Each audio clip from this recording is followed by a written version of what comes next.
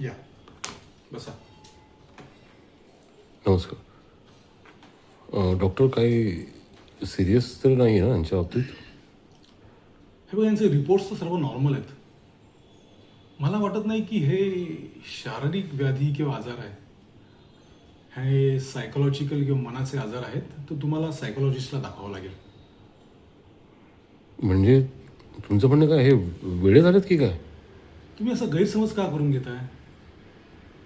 मनाच्या आजारासाठी special psychologist असतात. त्यांचा स्टडी करतील. काही आधीचे इम्पॅक्ट झालेले आहेत, काही त्यांचे विचार आहेत मनात साठलेले, त्यांच्यामुळे हे त्यांना पॅनिक अटॅक आणि झोप येत नाही आहे, त्यांना स्ट्रेसमध्ये आहेत. ते बरोबर स्टडी करतील. तुम्ही काळजी करू नका. मी तुम्हाला नाव रेकमेंड करून देतो. ठीक आहे?